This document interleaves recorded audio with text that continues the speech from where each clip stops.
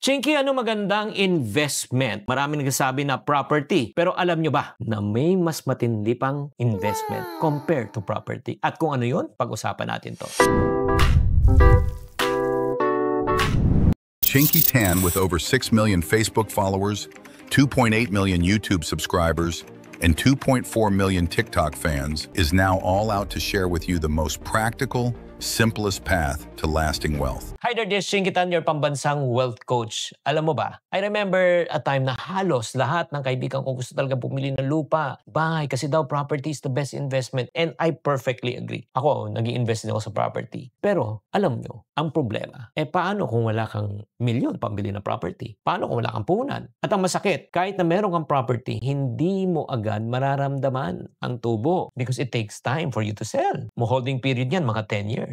Kaya ang tanong ko, paano kung di ka pa handa sa property? Ano yung best investment na pwede mong gawin ngayon? Today, I'm going to share with you the top 3 investment na mas affordable, practical, powerful kaysa sa property. Ready ka na ba? Kung ready ka naman, number 1, invest in something that makes money while you sleep. Yes, ito yung tinatawag natin passive income. Chinky, di ba? Yun nga sinasabi mo, property, passive income po yan. Kung may parental ka, wala nga tayong pera. Kaya nga, alam mo, yung rental, yung mga passive income na yan, lahat ng pwede mong paupahan, umpisahan natin, yung pwede mong paupahan na pwede kang kumita, tables and chairs. Hindi mo kailangan ng milyon. Pwede ka na mag-umpisa, di ba? Party, that's tables and chairs. If not naman, sa beach, grabe ha, nung pumunta ako ng Palawan, no? Umupa ako yung sapatos, pwede ibasa. Upa ko doon, magkano? I think 100 pesos per day. Nung na-realize ko na sa TikTok, 150 lang pala yun. Pero yun, mapaupahan mo lang 3 beses, bawi ka na. So, in other words, think, ano yung pwede mong paupahan? Pero mga piso wifi, di ba? Yung tubig piso, or if not naman, computer. Ang dami. Dapat yung iniisip natin habang natutulog ka, kumikita ka. Second, na kailangan investment na talagang that can help you create money more than property. Invest in a system that creates more money. Alam mo, hindi sapat na kumita ka na 15 at 30. Kailangan mo may sistema ka. Example, imagine mo na may negosyo ka. Negosyo ka na kahit wala ka sa tindahan, kumikita ka dahil automated ang system mo for ordering, delivering, and payments. Ano yun? Online system. Imagine mo, habang natutulog ka,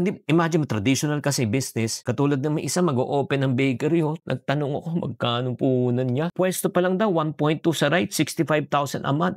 Grabe! Pero alam mo sa online, hindi mo kailangan ng 1.2. Hindi mo kailangan 65 kasi wala kang babayaran. That's number 1. Number 2, yung pwesto, nagsasara yun. Diba? May time limit yun. Pag online, 24/7, bukas ka. Kaya kung may na-develop ka ng system na pag-aralan mo isang sistema, systems will save you time, reduce stress, make money work for you instead of working for money. That's number 1. Invest, syempre naman, on something that you can make money while you sleep. Number 2, invest in a system that creates more money. Number 3, pinaka-best investment to, kapatid. Overlook, masyadong minamaliit, hindi pinapansin. Invest in yourself. Why? The best investment is you. Invest in your skills, in your mindset, in your knowledge. Believe me, you're just one skill away to become rich, one mindset away to become positive, one knowledge and idea away to make a lot of money. Ngayon, hindi ka marunong, like for example, online, di matuto ka ng online marketing. Like for example, ikaw may work ka, pero alam mo, pwede ka mag-freelancing or work from home. So imagine mo, may day job ka na, may evening job ka pa. So doubling income mo. Or you can learn e-commerce or pwedeng affiliate marketing or funneling. Pwede kang kumita kahit wala kang malaking puhunan. As a matter of fact, you can learn selling. Selling,